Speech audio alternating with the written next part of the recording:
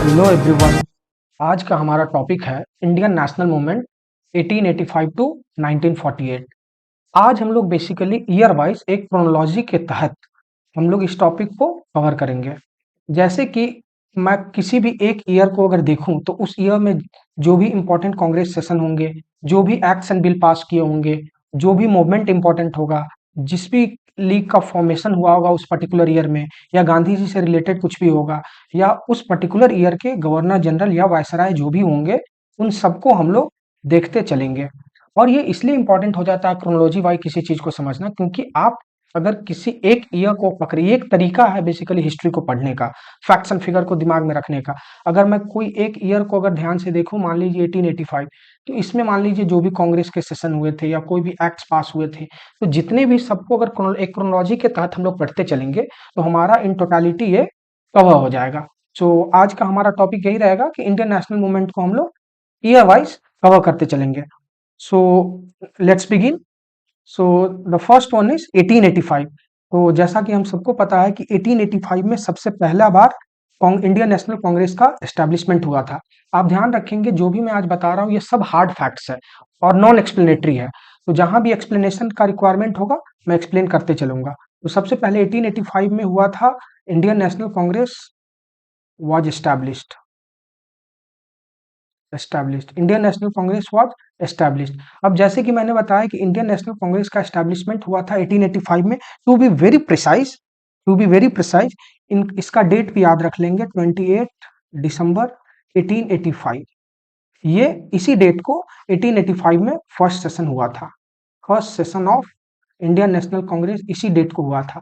अब अक्सर कोई भी आपका ऑर्गेनाइजेशन होगा, उसका कोई कहीं भी अगर सेशन हो रहा तो एक वेन्यू होगा। तो ये फर्स्ट सेशन का वेन्यू क्या था, ये बहुत इंपॉर्टेंट होता है कि किसी भी सेशन का वेन्यू कहाँ था। तो सबसे पहली बार इसे जहाँ पे ऑर्गेनाइज किया गया था 28 दिसंबर 1885 को, वो जगह था बॉम्बे। वो जगह था बॉम्बे। और किस उस बॉम्बे में कहाँ पे ऑर्गेनाइज किया गया था, तो एक विद्यालय था, एक स्कूल था जिसका नाम था गोकुलदास तेजपाल संस्कृत विद्यालय। ये भी मैं लिख दे रहा हूँ, ये एक एडिशनल इन्फॉर्मेशन है, आप ध्यान रखेंगे।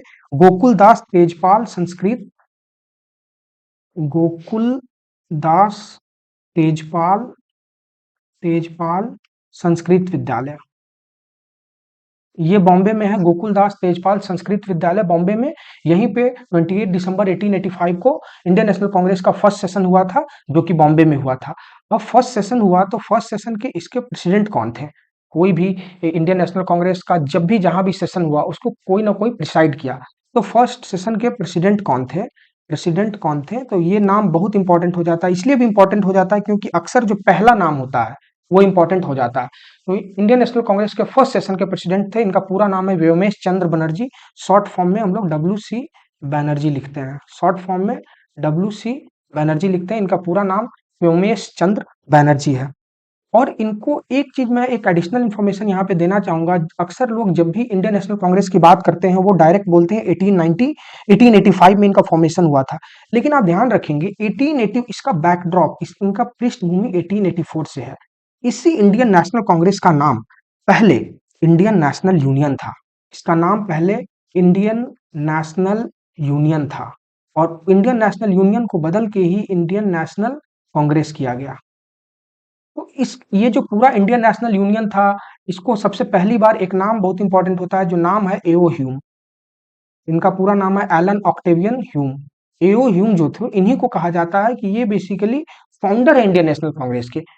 इन्होंने इंडियन नेशनल कांग्रेस को फाउंड किया था। तो लेकिन इनका रिलेशन कहाँ से है कि सबसे पहले इन्होंने इंडियन नेशनल यूनियन जो कि 1884 में हुआ था, और दादा भाई नेहरू जी के कहने पर इन्होंने इनका नाम बदल के इंडियन नेशनल कांग्रेस किया था 1885 में। अब जब first session Indian national Congress के प्रेसिडेंट थे WC बैनर्जी, तो ये भाई फाउंडर थे, इनको भी तो कोई पद दिया जाएगा, तो इनको GC जनरल सेक्रेटरी का GS जनरल सेक्रेटरी का इनको पोस्ट दिया गया था। इनको जनरल सेक्रेटरी का पोस्ट दिया गया था। एओ ह्यूम को कब दिया गया था? तो इंडियन नेशनल कांग्रेस का जो फर्स्ट सेशन था उसमें दिया गया था। ऑलराइट। अब सर कई बार पूछ लिया जाता है कि सिंस ये पहला सेशन था इंडियन नेशनल कांग्रेस का, कितने लोग पार्टिसिपेट किए थे? तो ये फर्स्ट वाले में total 72 delegates participated in the first session of Indian National Congress। ये सब जितने भी मैं फैक्ट्स एंड फिगर बता रहा हूँ ये सब हार्ड फैक्ट्स हैं एंड ये यहीं से एग्जाम्स में क्वेश्चन आती है। कोई रॉकेट साइंस नहीं है, मैं कुछ एडिशनल नहीं बता रहा हूँ, रिलेवेंट बता रहा हूँ जो अक्सर एग्जाम्स में आते हैं, राइट। तो कितने डेलीगेट्स पार्टिसिपेट किए? 72 डेलीगेट्स पार्टिसिपेट किए। कब एस्टैब्लिश किया गया? तो एग्जैक्ट डेट है 28 दिसंबर 1885। वेन्यू क्या था? तो गोकुलदास तेजपाल संस्कृत विद्यालय बॉम्बे में है। पहले इसका नाम क्या था 1884 में? Indian national union. नाम बदल के 1885 में क्या किया? तो इंडियन नेशनल कांग्रेस। किनके कहने पे किया गया? तो दादा भाई नेहरू जी, जिनको हम लोग क्या बोलते हैं? Grand old man of India. और एओ ह्यूम, जब इतना बड़ा नाम है तो इनको भी कोई पोस्ट दिया जाएगा, तो ये जनरल सेक्रेटरी थे। और जैसा कि मैंने बताया इस टाइम के वायसराय या गवर्नर जनरल कौन थे? तो इन समय जब इनका फॉर्मेशन हुआ था तो वायसराय थे लॉर्ड डफरिन।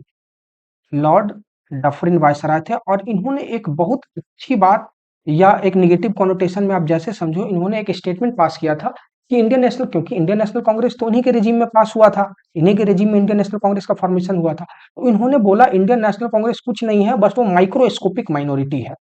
Microscopic minority. किनके बारे में बोला microscopic minority? Indian national Congress के बारे में माइक्रोस्कोपिक माइनॉरिटी बोला। कौन बोला? लॉर्ड डफरिन बोले। ऑलराइट। अब 1885 में एक और एक्ट बहुत इंपॉर्टेंट है, बंगाल टेनेंसी एक्ट। मैं यहाँ पे लिख दे रहा हूँ, शायद जगह कम पड़ गया है, मैं यहाँ पे लिख देता हूँ 1885। 1885 में एक एक्ट पास हुआ था। जैसे मैं बताया कि अगर मैं कोई भी ईयर को कवर करूंगा तो उससे रिलेटेड जितने भी इंपॉर्टेंट इन्फॉर्मेशन होंगे मैं सब बताते चलूंगा। उसी के तहत मैं आपको ये बता रहा हूँ कि 1885 में एक एक्ट पास हुआ था। उस एक्ट का नाम था बंगाल टेनेंसी एक्ट। अब ये बंगाल टेनेंसी एक्ट क्या है मैं आपको बताऊंगा। सबसे पहले आप ध्यान देंगे, बंगाल टेनेंसी एक्ट 1885 में बंगाल टेनेंसी एक्ट भी पास हुआ था। ये बंगाल टेनेंसी एक्ट बेसिकली था क्या? बंगाल टेनेंसी एक्ट ये था कि वहां पे जब एक्ट को 1885 में पास किया गया तो कहा गया कि जो पीसेंट्स हैं, और जो जब मैं आपको रोयतवारी सेटलमेंट पढ़ाया था तो बताया था कि रोयत्स होते हैं, पीसेंट्स या रोयत्स, ये बेसिकली फार्मर्स का दूसरा नाम है। तो जो पीसेंट्स थे या रोयत्स थे, इनके राइट्स को प्रोटेक्ट करने के लिए, इनके राइट्स को प्रोटेक्ट करने के लिए, किनसे प्रोटेक्ट करने के लिए? जमींदार से प्रोटेक्ट करने के लिए एक एक्ट बनाया गया था जिनको बंगाल टेनेंसी एक्ट बोलते हैं।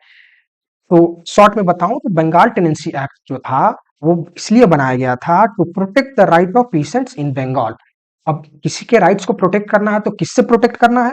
तो जमींदार से प्रोटेक्ट करना है। क्यों जमींदार से प्रोटेक्ट करना है? तो जैसा कि मैंने आपको बताया था कि उस समय रोयतवारी सेटलमेंट में या जमींदारी सेटलमेंट के टाइम क्या हुआ था कि उन्हें जमींदार हैड द राइट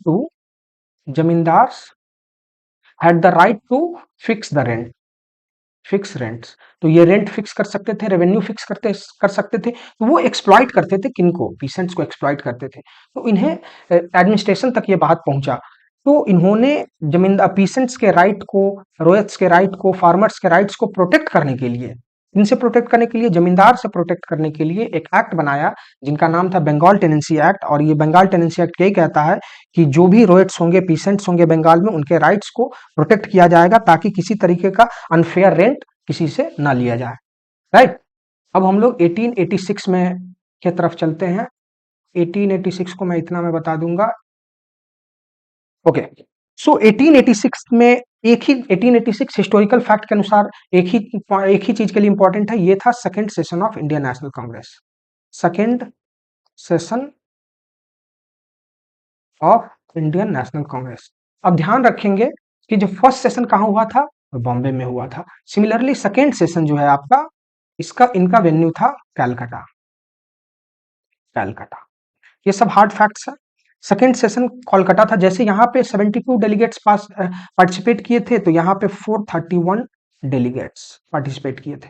आप देखिए नंबर कितना अचानक से बढ़ गया। ये क्या बताता है? ये भी बताता है कि इनकी कितनी पॉपुलैरिटी अचानक से एक सालों के अंदर बढ़ी। अब कई बार अक्सर यहाँ पे आपको मैं एक चीज बता रहा हूँ, एक चीज आप ध्यान रखेंगे, जैसे 431 डेलीगेट्स इसमें पार्टिसिपेट किए तो इसमें कितने मुस्लिम डेलीगेट थे? उस समय इंपॉर्टेंट हो सकता था कि कितने लोगों का रिलीजनल रिप्रेजेंटेशन बहुत इंपॉर्टेंट होता था। तो आप ध्यान रखेंगे इसमें 33 मुस्लिम्स थे। इन 431 में 33 मुस्लिम थे।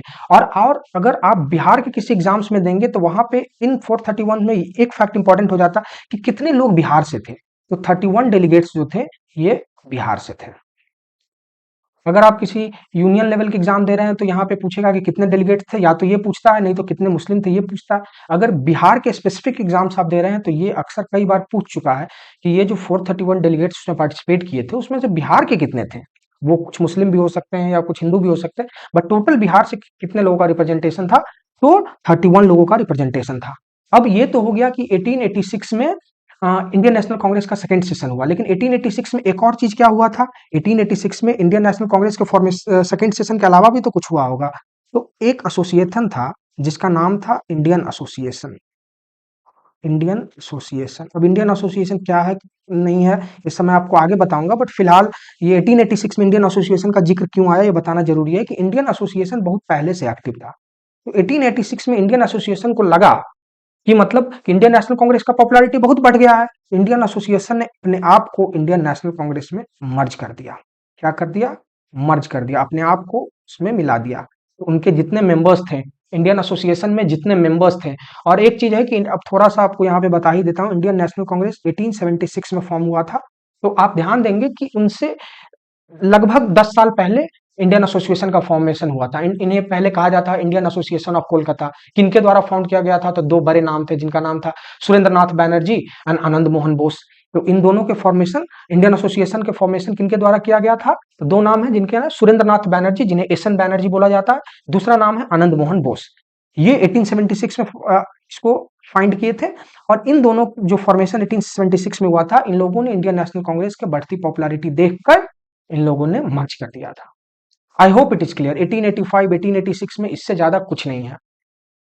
I hope it is clear. So next year पे चलते हैं 1887।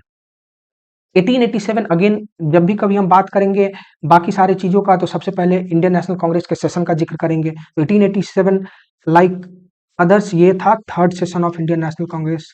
Third session of Indian national Congress. Again इसके वेन्यू की बात कर ले तो कहाँ हुआ? तो पहला हुआ बॉम्बे में, दूसरा हुआ कलकत्ता में, तीसरा हुआ मद्रास में।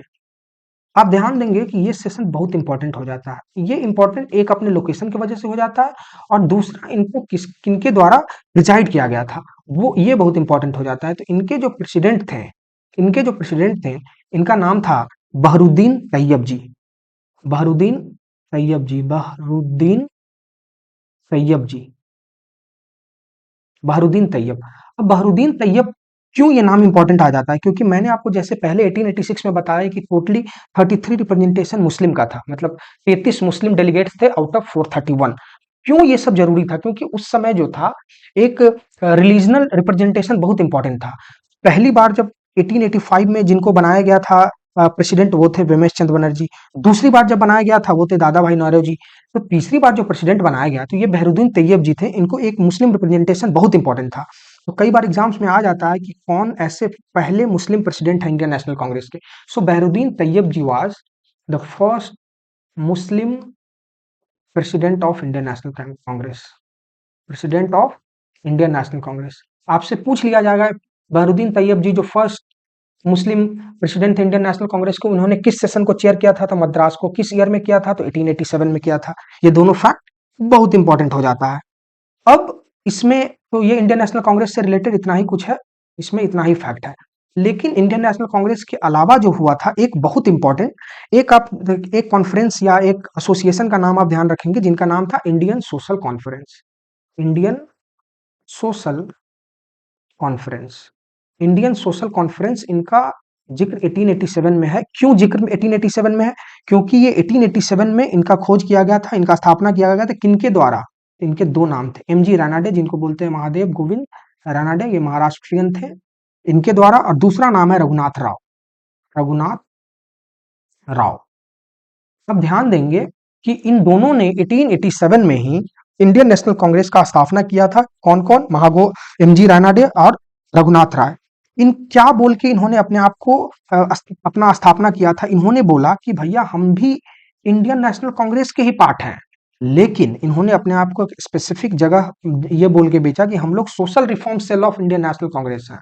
Social reform cell, social reform cell of Indian national Congress. इसमें कीवर्ड है सोशल रिफॉर्म सेल। तो 1887 में क्या हुआ था, इंडियन नेशनल कांग्रेस का स्थापना हुआ था, इंडियन सोशल कांग्रेस का स्थापना हुआ था। किनके द्वारा हुआ था, महादेव गोविंद रानडे और रघुनाथ राव के द्वारा हुआ था। ये क्या बोल के अपने आप को एस्टैब्लिश किए थे, ये बोल के कि हम लोग social reform cell of Indian national Congress हैं, क्योंकि इंडियन नेशनल कांग्रेस उस वक्त इतना बड़ा हो गया था, क्योंकि उनको कई छोटे छोटे सेल बनाने पड़े, कई छोटे छोटे डिपार्टमेंट्स बनाने पड़े। तो इन लोगों ने अपने स्वेच्छा से ये इंडियन सोशल कॉन्फ्रेंस का स्थापना किया और बोला कि we are the social reform cell of Indian national Congress. All right. And 1887 में एक चीज और हुआ था, if I am not wrong then, तो 1887 में हुआ था कि एक फेमस प्लेज मूवमेंट था, वो भी लॉन्च हुआ था, प्लेज मूवमेंट, PLED, एक मिनट। सो प्लेज मूवमेंट भी लॉन्च हुआ था 1887 में। अब ये प्लेज मूवमेंट क्या था, प्लेज मूवमेंट ये था कि ये चाइल्ड मैरिज के अगेंस्ट ओथ लेने का था, against child marriage, against child marriage. अब आपको पता है कि प्लेज मतलब होता है ओथ, ठीक है। तो सब लोगों को चाइल्ड मैरिज के अगेंस्ट एक ओथ लेने के लिए मोटिवेट किया जाता था। तो ये एक मूवमेंट चलाया गया था जिनका नाम था प्लेज मूवमेंट 1887 में। और ये किसके अगेंस्ट था, चाइल्ड मैरिज के अगेंस्ट लोगों को ओथ लेने के लिए मोटिवेट किया जाता था, राइट। सो 1887 में इतना कुछ था, प्लेज मूवमेंट था, इंडियन सोशल कॉन्फ्रेंस हो गया, third session of Indian national Congress जो कि मद्रास में हुआ, चेयर्ड बाय बहरुद्दीन तैयब जी। 1888 की में आते हैं, जैसे 3 सेशन हो गया, फोर्थ 1888 में आएंगे तो ये फोर्थ सेशन होगा। मैं आपको एक चीज बता दूं एडिशनली कि कांग्रेस के पहले 4 सेशन, जिनको हम लोग ऐसे भी ध्यान रखते हैं BCMA, BCMA क्या हो गया, जैसे 1885, 1886, 1887, 1888, ये एक ट्रिक भी है।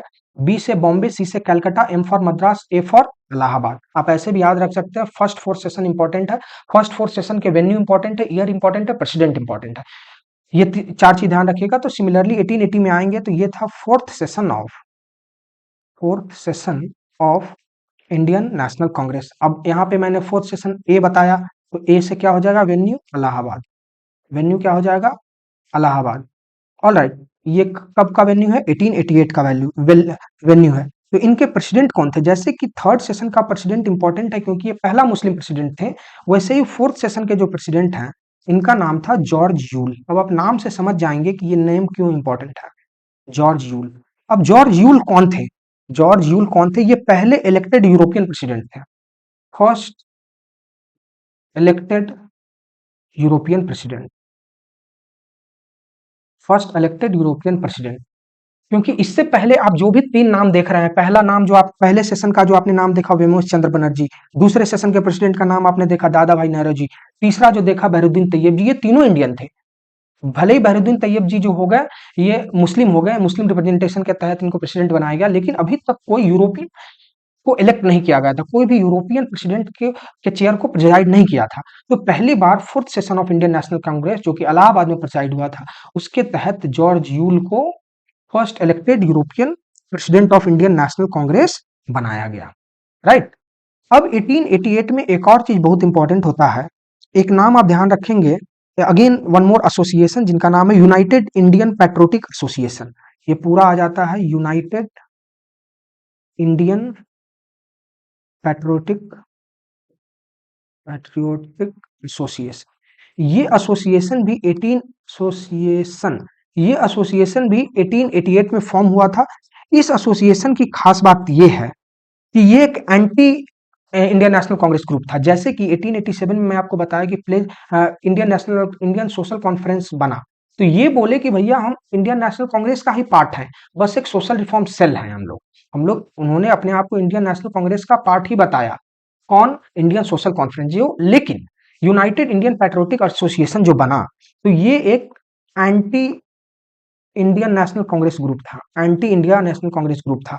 क्यों anti Indian national Congress group था, क्योंकि कांग्रेस के जो भी उस समय विचारधारा थे, जो भी आइडियोलॉजी थे, उनको इस ग्रुप ने पोज किया था, जो 1888 में बना था। इनके बनाने वाले कौन थे, इनके बनाने वाले 2 नाम को आपको ध्यान में रखना पड़ेगा। सबसे पहला नाम है sir Syed Ahmad Khan, sir Syed Ahmad Khan, Syed Ahmad Khan, sir Syed Ahmad Khan, Ahmad Khan.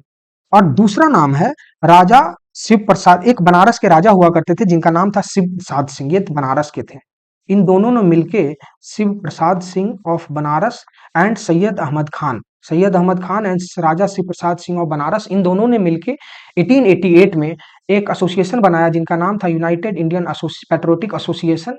और इन एसोसिएशन का काम क्या था कि इन्होंने इनके जितने भी इंडियन नेशनल कांग्रेस के आइडियोलॉजी थे उनको उन्होंने अपोज किया, तो इनको एक टैग मिल गया कि ये भैया जो है anti Indian national Congress group के अंतर्गत आते हैं। तो 1888 तक इतना था। अब हम लोग आगे चलते हैं 1889 में। तो 1889 में again as usual fifth session of National Congress होगा। Fifth session of Indian national Congress. इनके प्रेसिडेंट कौन थे? तो इनके प्रेसिडेंट अगेन जैसे फोर्थ सेशन में जॉर्ज यूल थे फर्स्ट यूरोपियन प्रेसिडेंट, लेकिन फिफ्थ में भी कंटिन्यू हो गया, अगेन एक यूरोपियन आया जिनका नाम था William Wedderburn. William Wedderburn historical fact के अनुसार बहुत इंपॉर्टेंट है, आगे इनका बहुत जगह आप जिक्र देखेंगे, वो मैं आपको बताऊंगा कहाँ कहाँ इनका जिक्र है। फिलहाल विलियम वेडरबर्न जो थे fifth session of Indian national Congress को चेयर किए थे। और ये हुआ क्या था? तो ये हुआ था अगेन आपका बॉम्बे में। तो आपको एक ट्रिक जो मैं बताया था BCMA, जो आप वो पहले 4 सेशन के इंडियन नेशनल कांग्रेस के पहले 4 सेशन के वेन्यू याद रखने का ट्रिक है, बॉम्बे, कलकत्ता, मद्रास, इलाहाबाद, BCMA। अगेन 88 यहाँ खत्म हो गया, अगेन आप 1889 में आ जाइए तो यहाँ पे बॉम्बे में हुआ था। ये चीज हालांकि कंटिन्यू नहीं है 1890 से, आप ये मत समझना कि 1889 बॉम्बे हो गया तो 1890 कलकत्ता होगा, नहीं। बट 1885 से 1889 तक ये एक सीरीज है BCMA and again B। So again इनका वेन्यू था 1889 में, कहाँ वेन्यू थे? बॉम्बे में। इनके प्रेसिडेंट कौन थे? विलियम वेडरबर्न थे। इस 1889 में एक बहुत इंपॉर्टेंट मैगजीन का शुरुआत हुआ था, जिस मैगजीन का नाम था इंडिया। पहली बार आप समझ लो इंडिया नामक एक मैगजीन का शुरुआत हुआ था 1889 में। और इंडिया क्या था? एक वीकली मैगजीन था, वीकली मैगजीन था। ये वीकली मैगजीन का शुरुआत जो है 1889 में हुआ था। एंड इसके अलावा 1889 में एक नाम आपको याद रखना है कि British committee of India, British committee of India, British committee of India, British committee of India जैसे ही आपके ध्यान में आया, आपके दिमाग में सबसे पहले 1889 दिमाग में आना चाहिए और एक नाम दिमाग में आना चाहिए जिनका नाम था विलियम डिगबाई। ये एक बहुत बड़े ब्रिटिश ऑफिसर थे, विलियम डिगबाई। अब ये विलियम डिगबाई कौन है इनके बारे में मैं आपको आगे बताऊंगा, लेकिन सबसे पहले 1889 में ब्रिटिश कमेटी ऑफ इंडिया का जो फॉर्मेशन है वो लंदन में हुआ था। इनका जो वेन्यू है ये लंदन में फॉर्म हुआ था। और लंदन में किनके लीडरशिप के अंतर्गत फॉर्म हुआ था? विलियम डिगबाई। सो 1889 में क्या क्या इंपॉर्टेंट है? तो सबसे पहले इंडियन नेशनल कांग्रेस की बात कर ले तो फिफ्थ सेशन था। प्रेसिडेंट कौन थे? तो विलियम वेडरबर्न थे। वेन्यू क्या था? बॉम्बे था। 1889 में एक और चीज हुआ जो कि वीकली मैगजीन फॉर्मेशन हुआ। वीकली मैगजीन कौन सा weekly magazine? India. Weekly magazine का नाम था इंडिया वीकली मैगजीन, जो कि 1889 में स्टार्ट हुआ था। एक और चीज था कि the British committee of India was founded in London. कहाँ पे? लंदन। किनके लीडरशिप में, किनके प्रेसिडेंसी के अंदर में? तो जिनका नाम था विलियम डिगबाई। ऑलराइट, सो 1889 में इतना ही कुछ था। अब आते हैं 1890 की बात करते हैं। 1890 आपको Indian national Congress point of view से उतना इंपॉर्टेंट तो नहीं है, लेकिन इनमें 1890 का जैसे ही जिक्र होता है तो आपको एक नाम याद रखना है, कादम्बिनी गांगुली। कादम्बिनी गांगुली, कादम्बिनी गांगुली। अब ये कादम्बिनी गांगुली का आप लोग अगर थोड़ा भी मॉडर्न हिस्ट्री पढ़े होंगे तो ये नाम आप जरूर सुने होंगे। कादम्बिनी गांगुली कौन है? तो कादम्बिनी गांगुली को अगर आपको हिस्टोरिकल फैक्ट के पॉइंट ऑफ व्यू से बताऊं तो she was the first women graduate of Calcutta university. Calcutta university की पहली महिला थी जिन्होंने ग्रेजुएशन कंप्लीट किया था। So she Kadambini Ganguly was the first women graduate of Calcutta university. Calcutta university, Calcutta university की पहली विमेन ग्रेजुएट कौन थी? ये कादम्बिनी गांगुली थी। लेकिन ये इंपॉर्टेंट नहीं है कि Kadambini Ganguly first women graduate Calcutta university की हैं। इस 1890 में इंपॉर्टेंट ये है कि कादम्बिनी गांगुली जो कलकत्ता यूनिवर्सिटी की पहली महिला ग्रेजुएट थी, उन्होंने इंडियन नेशनल कांग्रेस जो कि 1890 में कलकत्ता में हुआ था वहां एड्रेस किया था। ये इंपॉर्टेंट है। So Kadambini Ganguly the first women graduate of Calcutta university addressed the Indian national Congress session in 1890। So Kadambini Ganguly 1890 में क्या किया? इन्होंने एड्रेस किया। किस चीज को एड्रेस किया? इंडियन नेशनल कांग्रेस के सेशन को एड्रेस किया। सो एड्रेस द सेशन, अरे यार, address the session of Indian national Congress. तो ऑब्वियस सा बात, ये कलकत्ता में हुआ हुआ होगा। और ये इसलिए भी इंपॉर्टेंट हो जाता है कि जैसा कि मैंने आपको बताया कि पहली विमेन ग्रेजुएट थी Calcutta university, at the same time she was also the first women to address any Indian national Congress session. इससे पहले कोई भी विमेन किसी भी इंडियन नेशनल कांग्रेस के सेशन को एड्रेस नहीं किया था। तो she was the first women, she was the first women to address an Indian national Congress session. तो शॉर्ट में मैं आपको अगर एक्सप्लेन कर दूं तो ये है कि 1889 में सबसे पहले क्या था कि fifth session of Indian national Congress जो कि बॉम्बे में हुआ। उनके प्रेसिडेंट कौन थे? तो विलियम वेडरबर्न थे। 1889 में और क्या हुआ था? तो एक वीकली मैगजीन स्टार्ट हुआ था जिसका नाम इंडिया था। उसके अलावा क्या था? एक ब्रिटिश कमेटी ऑफ इंडिया का फॉर्मेशन हुआ था। कहाँ हुआ था? तो लंदन में हुआ था। किनके प्रेसिडेंशियलशिप के अंदर हुआ था? तो विलियम डिगबई के अंदर हुआ था। 1890 क्यों इंपॉर्टेंट है? तो 1890 इसलिए इंपॉर्टेंट है क्योंकि कादम्बनी गांगुली ने कांग्रेस के सेशन को पहली बार एड्रेस किया था। और कादम्बनी गांगुली है कौन? तो उन्होंने वो पहली कलकत्ता यूनिवर्सिटी की पहली विमेन ग्रेजुएट है। सो 1890 इसलिए इंपॉर्टेंट है क्योंकि Kadambini Ganguly became the first women to address an Indian national Congress session, right. So next चलते हैं 1891 पे। 1891 पे, तो 1891 apart from Indian national Congress, apart from Indian national Congress, ये इंपॉर्टेंट है एक एक्ट के लिए। ये एक्ट आप लोग बहुत सुने होंगे जिनका नाम था कि एज ऑफ कंसेंट एक्ट।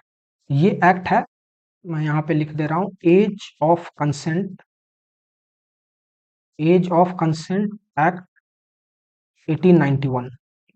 ये एज ऑफ कंसेंट एक्ट 1891, जिन इस एक्ट को एक और नाम से जाना जाता है जिनको बोला जाता है एक्ट 10 ऑफ 1891, इसी का नाम है।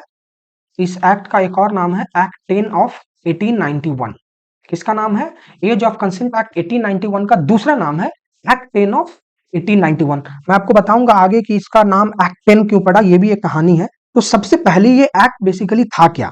ये एक्ट इसलिए था क्योंकि पहले क्या होता था कि शादी का एक एज लिमिट था। पहले शादी का एक एज लिमिट था। वो एज क्या था कि आपको 10 साल में 10 years was the apt age, 10 years was the apt age you can Mary.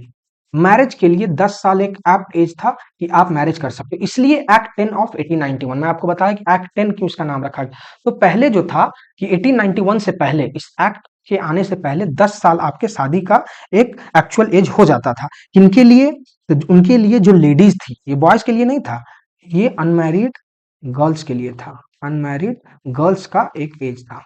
लेकिन आप ध्यान देंगे कि इस एक्ट के तहत, एज ऑफ कंसेंट एक्ट 1891 के तहत ये हुआ कि, एक minute, age of consent act 1891 के तहत ये हुआ कि जो 10 साल एज था, 10 साल जो एज था उसको बढ़ा के 12 कर दिया गया। मात्र 2 साल का, 2 साल प्लस किया गया। किनके लिए? तो जो अनमैरिड गर्ल्स थी, अनमैरिड गर्ल्स थी, अनमैरिड लेडीज थी, उनके कंसेंट ऑफ सेक्सुअल इंटरकोर्स का जो एज था, कंसेंट ऑफ सेक्सुअल इंटरकोर्स का जो एज था वो 12 साल हो गया। कंसेंट ऑफ सेक्सुअल इंटरकोर्स, इस एज को बढ़ा के 12 साल कर दिया गया। यही एज ऑफ कंसेंट एक्ट 1891 है। सो 1891 में आप जब भी पढ़ेंगे तो ये आपको बार बार ये आएगा कि age of consent act 1891, age of consent act 1891, और इसका दूसरा नाम है एक्ट 10 ऑफ 1891। ये एक्ट यही कहता है कि जो भी अनमैरिड गर्ल्स थी उनका कंसेंट ऑफ सेक्सुअल इंटरकोर्स पहले 10 साल था, उस 10 साल को बढ़ा के 12 साल कर दिया गया। यही है एज ऑफ कंसेंट एक्ट 1891। अब उसमें दूसरा ये था कि इसी 1891 में एक और इंपॉर्टेंट चीज था कि आप इंडियन फैक्ट्री एक्ट का नाम सुने होंगे। Indian factory act, Indian factory act. So act point of view से ये 1891 बहुत इंपॉर्टेंट हो जाता है। सो इंडियन फैक्ट्री एक्ट 1891 जो है, इसको दूसरे नाम से सेकंड फैक्ट्री एक्ट भी बोलते हैं। सेकंड फैक्ट्री एक्ट, ये भी एक इसका इंपॉर्टेंट है, सेकंड फैक्ट्री एक्ट। और एक, जैसा कि मैं एज ऑफ कंसेंट एक्ट जो आपको बता रहा था, उसमें आप एक चीज और ऐड कर सकते हैं। मैं यहाँ पे लिख दे रहा हूं कि age of consent act, age of consent act, आप ध्यान देंगे कि कोई भी चीज, अगर कोई भी एक्ट, कोई भी बिल या कुछ भी ऐसा रिवॉल्यूशनरी जब पास ऑन होता है तो उन पीछे कई लोगों का हाथ होता है। मतलब कुछ ऐसा इवेंट या chain of event leads to some act, ऐसा कुछ ना कुछ जरूर हुआ होगा जिस वजह से कोई भी एक्ट बनता है। तो एक आप दो नाम याद रखेंगे, एक था रुकमाबाई और एक था फुलोमनी दासी। एक था रुखमाबाई, आई थिंक, हाँ, रुखमाबाई और दूसरा नाम था फुलोमनी दास। अब ये रुकमाबाई कौन था? ये थे डॉक्टर। ऑलराइट। और ये थे, और ये एक सोशल एक्टिविस्ट थे। तो रुकमाबाई एक डॉक्टर थे, फुलोमनी दास एक सोशल एक्टिविस्ट थे। इन दोनों के सफरिंग की वजह से इन दोनों ने पर्सनली इस चीज को एक्सपीरियंस किया। किन किन दोनों ने? रुकमाबाई और फुलोमनी दास ने इन चीज को एक्सपीरियंस किया, इनके सफरिंग को एक्सपीरियंस किया, और तब जाके एज ऑफ कंसेंट एक्ट का फॉर्मेशन की तरफ ये हुआ था। अगर इन दोनों ने इन सफरिंग को एक्सपीरियंस नहीं किया होता तो एज ऑफ कंसेंट एक्ट बनता ही नहीं। So 1891 is all about age of consent act. Age of consent act किनके वजह से हुआ? तो the suffering of Rukmabai and Phulmoni Das. And after that ये एज ऑफ कंसेंट एक्ट क्या था? ये है कि कंसेंट फॉर सेक्सुअल इंटरकोर्स, जो कि 10 साल से 12 साल बढ़ा दिया गया। And one more thing about age 1891 is Indian factory act, जिन्हें सेकेंड फैक्ट्री एक्ट भी कहते हैं। सो नेक्स्ट चलते हैं हम लोग 1892 पे। सो 1892 इज, आई थिंक आज हम लोग 1892 तक ही करेंगे, बाकी का हम लोग सेकेंड या थर्ड पार्ट तक कंटिन्यू करेंगे, क्योंकि ये बहुत लेंदी हो जाएगा फिर। बाकी इसके अगले 2 पार्ट और आएंगे 1948 तक। अभी हम लोग 1892 तक करते हैं, क्योंकि इसमें ईयर वाइज अगर बता रहा हूँ मैं तो बहुत सारी चीजें बताना है। सो डेप्थ में पढ़ना होगा, सो टाइम लगेगा। सो अगला 2 पार्ट जो आएगा, part 2 and part 3, by now it is part 1। अगला जो पार्ट 2 एंड पार्ट 3 आएगा उसमें 1948 तक हम लोग कवर कर लेंगे। सो 1892 आज का लास्ट होगा। सो 1892 में सबसे पहला एक बहुत इंपॉर्टेंट चीज हुआ था जो दादा भाई नौरोजी से रिलेटेड है। दादा भाई नौरोजी, नौरोजी 1892 में एक इंपॉर्टेंट चीज ये हुआ था दादा भाई नौरोजी से रिलेटेड। इनको, दादा भाई नौरोजी को पहले क्या बोलते हैं? इनको ये कहते हैं कि ये grand old man of India हैं। इनको ये भी कहते हैं कि अनऑफिशियल एम्बेसडर ऑफ इंडिया थे। लेकिन दादा भाई नौरोजी 1892 में पहले इंडियन बने जो ब्रिटिश हाउस ऑफ कॉमन में इलेक्ट होके गए थे। ब्रिटिश हाउस ऑफ कॉमन क्या है अब आपको बताऊं। British House of Commons, British House of Commons जैसे अपने यहाँ लोकसभा राज्यसभा है, वैसे उनके यहाँ ब्रिटिश हाउस ऑफ कॉमन्स है। तो ब्रिटिश हाउस ऑफ कॉमन्स में वहां के मेंबर ऑफ पार्लियामेंट बन के गए थे। तो दादा भाई नौरोजी 1892 में पहली बार एमपी बन के गए थे। कहाँ? ब्रिटिश हाउस ऑफ कॉमन में। लेकिन अगर आप एमपी बन के जा रहे हो, कोई भी मेंबर ऑफ पार्लियामेंट बन के जा रहे हो, तो किस पार्टी से जाओगे और किस कॉन्स्टिट्यूंसी को रिप्रेजेंट करोगे? तो इनकी जो पार्टी था ये लिबरल पार्टी था, लिबरल पार्टी था। और ये किस कॉन्स्टिट्यूंसी को रिप्रेजेंट कर रहे थे? ये किस कॉन्स्टिट्यूंसी को रिप्रेजेंट कर रहे थे? तो उनका, तो वहां का जो कॉन्स्टिट्यूंसी था जिनका नाम था Finsbury Central, Finsbury Finsbury Central. So Dadabhai Naoroji 1892 में ब्रिटिश हाउस ऑफ कॉमन्स में इलेक्ट हुए as an member of parliament. किस पार्टी से थे? तो लिबरल पार्टी से। कॉन्स्टिट्यूंसी क्या था? फिंसबरी सेंट्रल था। और इनका एक एडिशनल इंफॉर्मेशन, इनके टेन्यूर की बात कर ले तो 1892 में ये इलेक्ट हुए थे एंड 1895 तक इनका टेन्यूर कंटिन्यू रहा था। ऑलराइट। सो इतना तक ये 1892 में दादा भाई नौरोजी के पॉइंट ऑफ व्यू से 1892 में इतना सारा कुछ हुआ था कि दादा भाई नौरोजी, जिन्हें grand old man of India बोला जाता है या अनऑफिशियल एम्बेसडर ऑफ इंडिया बोला जाता है, ये सब चीज जो मैं नहीं भी लिख रहा हूँ या बोल रहा हूँ यहाँ पे, वो सब कुछ इंपॉर्टेंट है। तो आप ध्यान देंगे कि दादा भाई नौरोजी को apart from grand old man of India उन्हें क्या कहा जाता है? तो उन्हें अनऑफिशियल एम्बेसडर ऑफ इंडिया भी कहा जाता है। पहली बार Dadabhai Naoroji member of parliament elect हुए ब्रिटिश हाउस ऑफ कॉमन्स के लिए। किस पार्टी से? लिबरल्स पार्टी से। किस कॉन्स्टिट्यूंसी से? फिंसबरी सेंट्रल से। उनका टर्म क्या था? 1892 से 1895। अब जैसे ही हम लोग 1892 की बात करते हैं, जैसे ही हम लोग 1892 की बात करते हैं, एक एक्ट बहुत इंपॉर्टेंट हो जाता है जिन्हें कहते हैं Indian councils act 1892। Indian councils act, Indian councils act 1892। ऐसे कई सारे काउंसिल एक्ट आए, लेकिन हम लोग बात कर रहे हैं इंडियन काउंसिल एक्ट 1892 की। अब इंडियन काउंसिल एक्ट 1892 पास हुआ था, लेकिन जैसे कि कई बार आपसे एग्जाम में पूछ देगा कि पहली बार इंडियन काउंसिल एक्ट कब पास हुआ था, तो 1892 में पास हुआ था। लेकिन इस एक्ट में आखिर था क्या?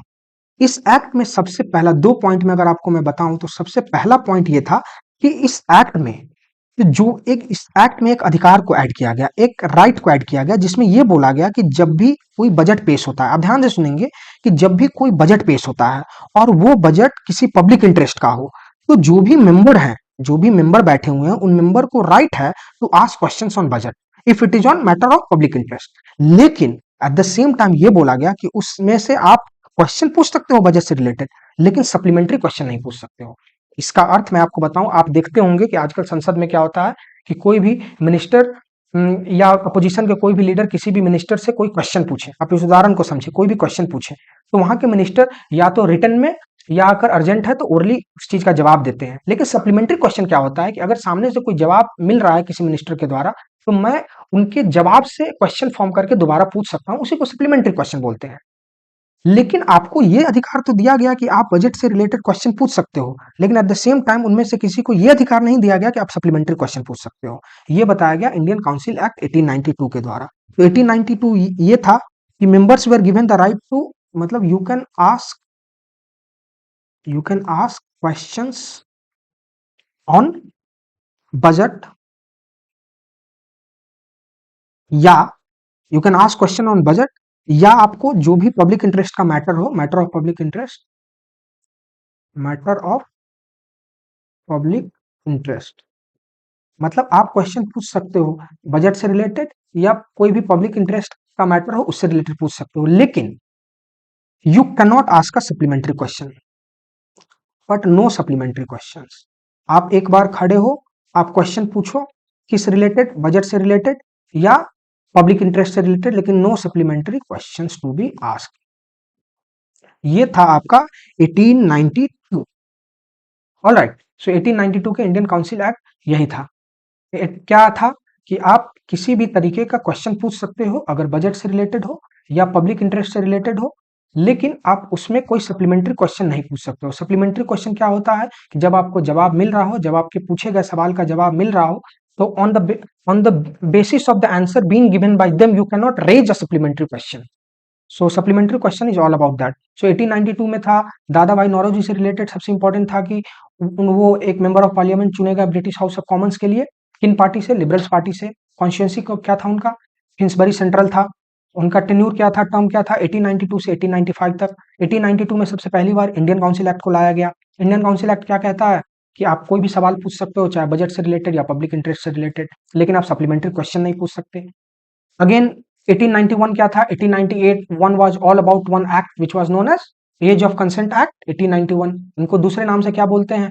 Act 10 of 1891। ये एक्ट क्या था? ये एक्ट यही था कि आप कोई भी तरीके का कंसेंट ऑफ सेक्सुअल इंटरकोर्स के एज को 10 साल से बढ़ाकर 12 साल कर दिया गया। इसमें एक और 1891 में एक और एक्ट पास हुआ था जिनका नाम था इंडियन फैक्ट्री एक्ट 1891, जिनको शॉर्ट फॉर्म में हम लोग सेकंड फैक्ट्री एक्ट भी बोलते हैं। एज ऑफ कंसेंट एक्ट किनके वजह से लाइमलाइट में आया, मतलब क्यों इन एक्शन आया? क्योंकि रुखमाबाई एंड फुलोमनी दास ने इनके सफरिंग को एक्सपीरियंस किया था। रुखमाबाई कौन थे? एक डॉक्टर थे। फुलोमनी दास कौन थे? एक सोशल एक्टिविस्ट थे। I hope it is clear. So इससे ज्यादा कुछ नहीं है, बाकी का जो भी है हम लोग नेक्स्ट के सेकेंड और थर्ड पार्ट में हम लोग इस चीज को कवर करेंगे टिल 1948। सो अभी 1885 से 1892 तक इससे ज्यादा कुछ नहीं होगा। एंड क्वेश्चंस आपको इन एंड अराउंड, इसके इन एंड अराउंड ही आपको देखने को मिलेंगे। So thank you for watching.